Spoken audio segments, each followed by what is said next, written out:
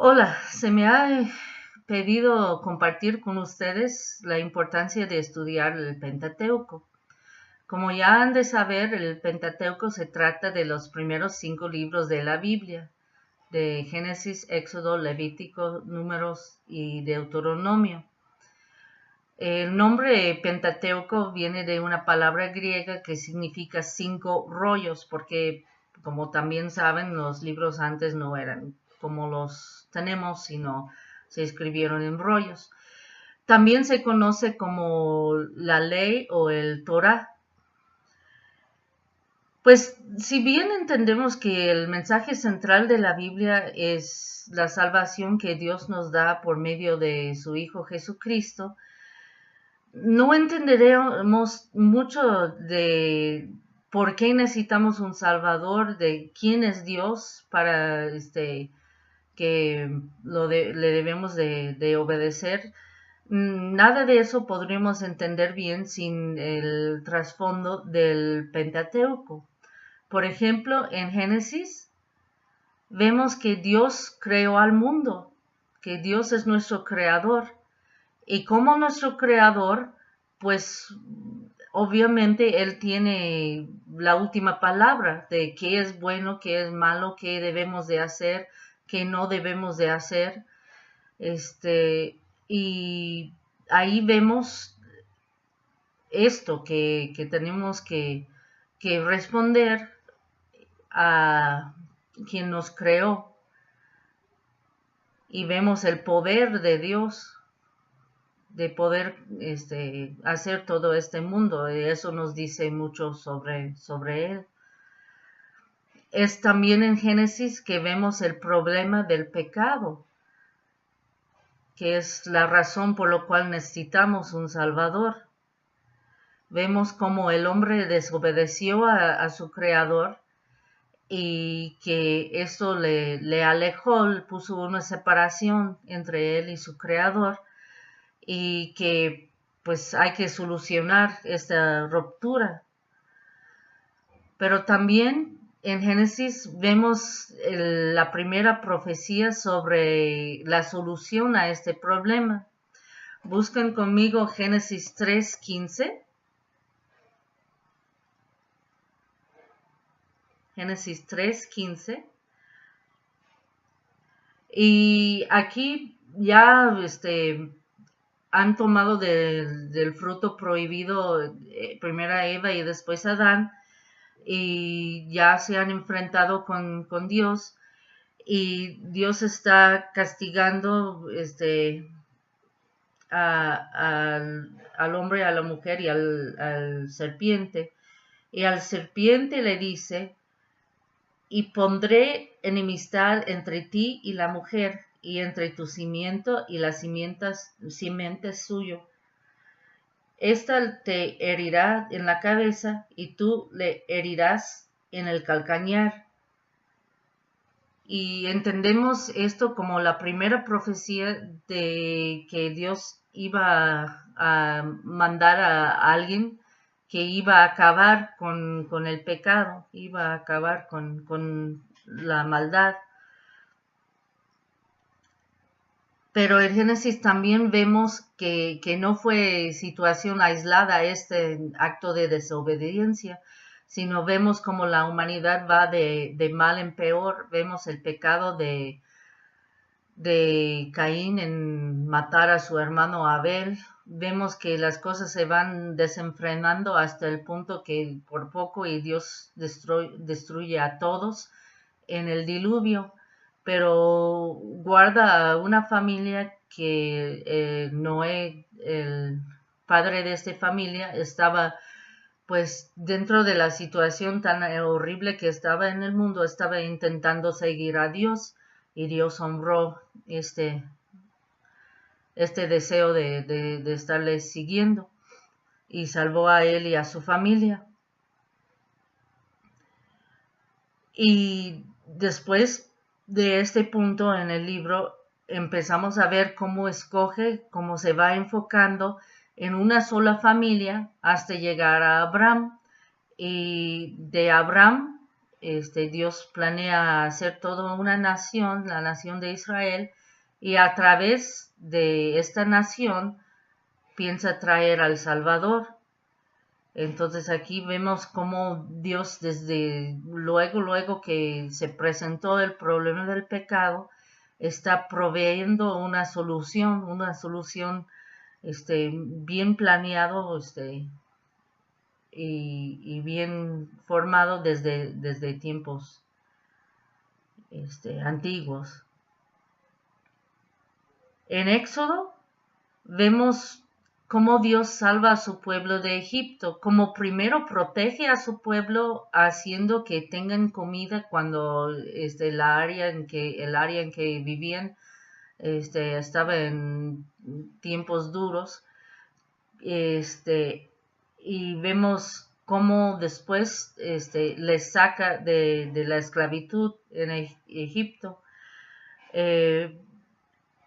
Y pues podríamos profundizarnos mucho y pensar que una nación naciente, aunque tuvo que vivir bajo la esclavitud, a cierto modo eso lo protegió hasta que tuvieron números suficientes para llegar a ser una nación. Pero no tenemos tiempo para profundizarnos mucho. Espero que lo hayan hecho o lo hagan. No me acuerdo si esta es una conclusión o un principio en su estudio del Pentateuco. Pero lo importante es que en el Éxodo vemos una acción salvífica con mucho simbolismo que se repite en Cristo. De hecho, sabemos que la Cena del Señor se establece en el tiempo de la Pascua y que pues tenemos ahí, vamos a profundizar un poco más en otro punto, pero tenemos varias cosas que nos acuerdan de Cristo o como que prevean a Cristo, y viendo a Cristo podemos ver el significado más completo de la Pascua, de algunos elementos de la Pascua. Pero esa acción del Éxodo, pues a través de toda la Biblia se va haciendo referencia a ella en los Salmos, en el Nuevo Testamento, en muchos lados. Entonces, si no tuviéramos el Pentateuco, no sabríamos de este hecho. En Levítico vemos más sobre la naturaleza de Dios, porque nos habla muchísimo de la santidad, y vemos que Dios es santo, que exige a su pueblo que sea apartado, que sea santo, y eso ayuda a explicar por qué el pecado nos separa de un Dios santo, ¿verdad?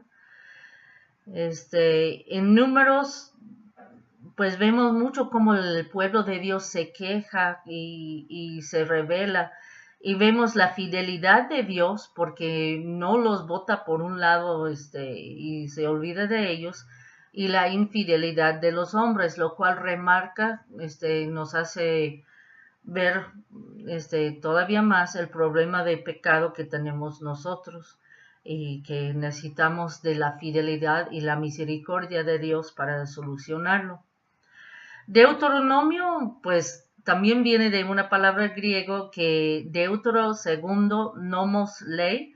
Es cuando Moisés repite la ley que vemos en Éxodo, cuando sube al monte y recibe los 10 mandamientos y todo, y muchas leyes más, y lo repite para los que son de la generación que ahora sí va a entrar en la tierra prometida, porque se acuerdan que los padres de ellos rebelaron, pensaron, no podemos con esos gigantes, y Dios no les permitió a ellos entrar en la tierra prometida, pero los hijos, porque dijeron, no, van a matar a nuestros hijos, y Dios dijo, estos hijos van a ser los que entren en la tierra, ustedes ya no, y vagaron por el desierto por 40 años. Pero ahora esa nueva generación tiene que hacer su propio compromiso con Dios. Entonces Moisés les repite todas las leyes. Y eso pues nos habla de segundas oportunidades, nos habla de que cada uno de nosotros necesitamos hacer nuestro compromiso con Dios, que no el de nuestros padres, sino nuestro compromiso, que también es información importante que podemos ver en el Pentateuco. En el Pentateuco vemos referencias o tipos de Cristo, y este no es una lista exhaustiva, pueden investigar y a lo mejor encuentran otros elementos que nos hablan de Cristo desde el Pentateuco, que son como cosas que indican cómo va a ser Cristo, que ya cuando lo vemos a Cristo pensamos, pues eso es semejante a lo que pasó ahí. Ya vimos la primera profecía en Génesis 3:15.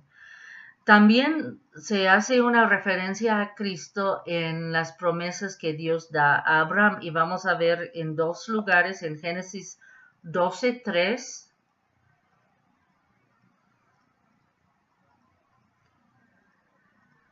donde está diciendo Dios en el 2, dice, y haré de ti una nación grande y te bendeciré y engrandeceré tu nombre y serás bendición. En el 3, bendeciré a los que te bendijeren y a los que te maldijeren, maldeciré y serán benditas en ti todas las familias de la tierra. Serán benditas en ti todas las familias de la tierra. Vamos a ver junto con eso en el capítulo 22, cuando le repite la promesa, en el versículo 18, que dice, en tu simiente serán benditas todas las naciones de la tierra, por cuanto obedeciste a mi voz. Entonces, en la primera profecía es un poco general, pero en la segunda está hablando ya de una persona específica, de un descendiente de Abraham que va a traer bendición a todas las naciones, o sea, a Cristo. En el sacrificio de Isaac podemos ver muchos elementos que se repiten en el sacrificio de Cristo. Hay un padre que da a su hijo. Si bien Abraham no llegó a clavar el cuchillo en Isaac, ya estaba al punto, ya estaba decidido, nada más el ángel le detuvo. Y en el caso de Cristo, Dios sí cumplió, dio su hijo. En la historia de Isaac, Dios provee el cordero, el sacrificio. En el sacrificio de Cristo, Dios proveyó el sacrificio que nosotros necesitábamos para ser salvos. Y hay elementos así que, de hecho, hay diferencia de opinión en cuanto a eso, porque hay otro monte que algunos identifican con el monte Moría, o como se pronuncia en español, donde fue Abraham con Isaac para el sacrificio. Pero muchos dicen que es el mismo monte donde después se construyó el templo, que es ahí muy cerca, parte de ese mismo cosa geográfica, donde crucificaron a Cristo, que hasta tomaron lugar los dos sacrificios en el mismo lugar. Muchos ven paralelos de la vida de Cristo con la vida de José, porque, pues, por ejemplo, fue a Egipto, y salió de Egipto y fue maltratado y rechazado por su pueblo, José rechazado por sus hermanos, y hay algunos que hacen una comparación extendida entre la vida de José y la vida de Cristo. Llegamos a la Pascua y se tenía que matar el cordero y untar la puerta con la sangre para que no pasaran el ángel de la muerte. Y la sangre de Cristo nos protege a nosotros también de la muerte eterna. Y en el Nuevo Testamento les voy a deber, y si lo hubiera buscado, les voy a deber el versículo, pero les quiero de tarea buscarlo. Dice que Cristo es el Cordero de nuestra Pascua. Ellos tenían que celebrar la Pascua para acordarse de cómo Dios les había salvado. Y en nuestros tiempos y en tiempo de la propia Pascua, Jesús estableció su cena, que nosotros, perdón, como estaba diciendo, en el mero tiempo de celebrar la Pascua nos dejó Jesús su cena para acordarnos nosotros. Ahora no celebramos la Pascua, pero celebramos la Santa Cena, la Cena del Señor, para acordarnos de cómo Él nos salvó de nuestros pecados. También Jesús mismo hace referencia a cómo Moisés levantó el serpiente en el desierto, y él mismo hizo la comparación que así pues estaban siendo picados por serpientes, por rebeldes, y clamaron a Dios, y la forma en que Dios decidió salvarlos en este momento era que si tuvieron la fe suficiente para obedecerle, ahora sí, y voltear a ver a un serpiente que hizo que Moisés hiciera y levantara, entonces ya no les iba a tener efecto el veneno de los serpientes. Entonces dice Jesús que él también tenía que ser levantado, así como esa serpiente, y que iba a traer a todos los hombres hacia él. Es importante estudiar el Pentateuco porque es la Biblia que tenía Jesús y sus discípulos. No tenían obviamente las cartas de Pablo ni los evangelios porque no se habían escrito todavía. Entonces ellos tenían el Pentateuco, y Jesús cita a todos los libros del Pentateuco en un momento u otro. Lo que más cita son Éxodo y Deuteronomio. Cita a Éxodo 7 veces y a Deuteronomio 10 veces. Y si notan, pues ustedes saben que cuando es tentado Jesús, que contesta a cada tentación con una cita, y esas 3 citas vienen de Deuteronomio. Eso es interesante porque nos puede hacer entender a nosotros también que mientras más nos empapamos en la ley de Dios y qué quiere Él de nosotros, más preparados vamos a estar para resistir la tentación. En el Sermón del Monte, en la sección cuando está diciendo, pues has escuchado que se dijo a nuestros antepasados tal cosa, pero yo os digo, pues cita mucho a Éxodo y a Deuteronomio. Hay otros momentos, por ejemplo, cuando el joven rico le pregunta qué debe de hacer para tener la vida eterna, le cita la ley, los 10 mandamientos, y eso viene en el Pentateuco. Cita a Génesis y a la creación cuando habla del matrimonio y del divorcio.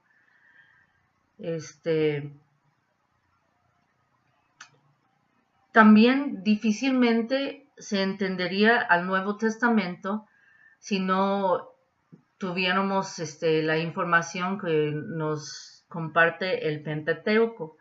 El libro de Hebreos en especial sería incomprensible si no supiéramos del Pentateuco sobre los sacerdotes, sobre cómo Abraham encontró a un sacerdote Melquisedec que no era de la línea de Aarón, pero sí era considerado un sacerdote de Dios. Sin saber del sistema de sacrificios, no entenderíamos cómo Jesús es tanto nuestro sumo sacerdote como el sacrificio que se da De hecho, Hebreos nos dejaría rascando la cabeza si no hubiéramos estudiado ya el Pentateuco y visto todos esos elementos. En sus cartas, Pablo también hace referencia a historias del Pentateuco, sobre todo en Gálatas y también en Romanos. Hay secciones que no se entenderían si no supiéramos las historias que vienen en el Pentateuco. Da una metáfora entre los libres y los bajo la ley, Pablo, comparándolos con Agar y Sarai, y también comparando el monte Sinaí con el monte de Jerusalén. Y no entenderíamos esto si no hubiéramos leído el Pentateuco. También se habla de Abraham como un ejemplo de la fe, tanto en Romanos como en Gálatas, como nuestro padre de la fe. Y no se entendería eso si no supiéramos de la historia de Abraham, si no nos hubiéramos dado cuenta que Dios le dijo que era justificado por la fe, aún antes de que Dios estableció el pacto de la circuncisión, siendo que así Abraham puede ser nuestro padre de la fe sin que nosotros tenemos que someternos a todas las leyes y costumbres de los judíos. Claro que lo que Dios nos sigue mandando, porque Cristo no vino a acabar con la ley, sino a cumplirlo. Y de hecho, cuando hace sus referencias de que, pero yo os digo, refiriéndose a la ley como está en los 10 mandamientos y otras partes de la ley,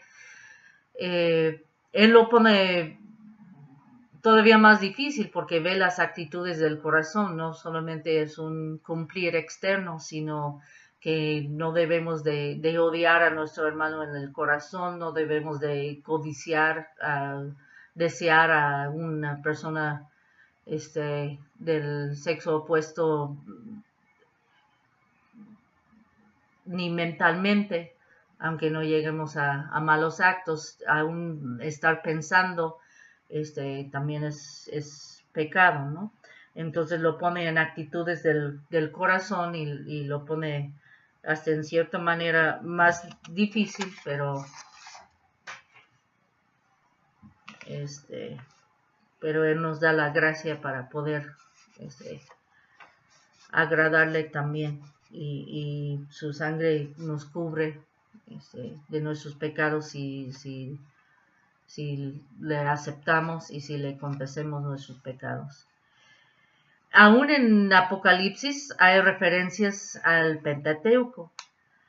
Hay muchas referencias al Antiguo Testamento en Apocalipsis. De hecho, por eso pues nosotros nos rascamos la cabeza a veces para entenderlo, y no digo que es facilísimo de entender, pero sus primeros lectores que sabían más plenamente el Antiguo Testamento hubieran entendido más fácil que nosotros, y conforme más estudiamos el Antiguo Testamento, incluyendo el Pentateuco, más vamos a entender las referencias en Apocalipsis y menos así abrumoso o espantoso lo vamos a encontrar.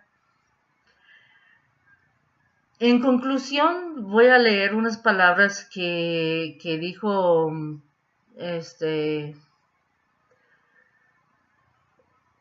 dijeron en un libro escrito por Purkeser de Mari, Metz y Stunek, que refieren a todo el Antiguo Testamento, pero yo creo que los podemos aplicar también al Pentateuco.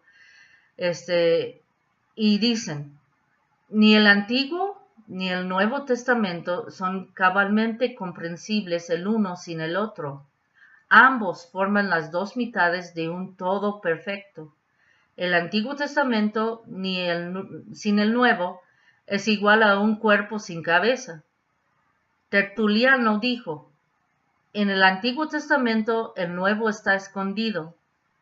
En el Nuevo Testamento se revela el Antiguo, y eso es cierto en gran parte del Pentateuco.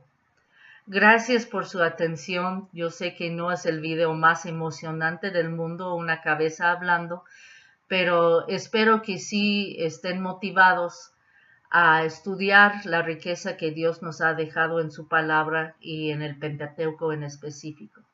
Gracias.